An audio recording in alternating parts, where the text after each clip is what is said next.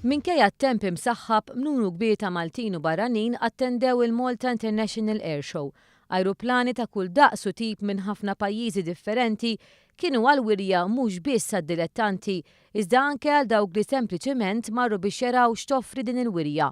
Uħud mis-sidien tal-ajruplani saħansitra ħallew lin-nies jitilgħu abbord. Innotajna numru kbir ta' turisti. It's everything interesting, the airplane, everything. It's exciting. Yeah, it's nice, really nice. It's the first time in Malta.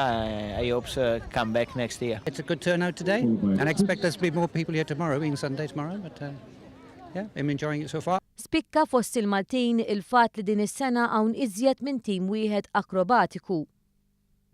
Wiżjed aerobatic groups dis-sena u tlieta, qatt ma jkun hawn tlieta, u Red Arrows u l-Frecce huma spettakolari. Ifimni għaw iktar aeroplani, għaw iktar xtar, ġifieri. Ifhem dis-sena għaw iktar minn aerobatic team wieħed, ġifieri dana ħaġa li qatt ma rajna, Frecce u Red Arrows flimkien.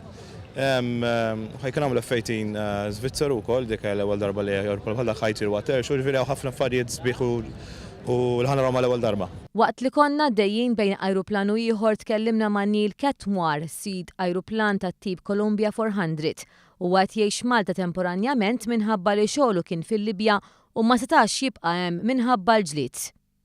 Yeah, there's been a fantastic family atmosphere with people wandering around. Nice to see lots of kids, but particularly people asking about the aircraft and asking me about how we got it to Malta. Did we fly it across from the States? Well, we in fact flew it down from Northern Europe just about a month ago. But the whole atmosphere has been absolutely wonderful.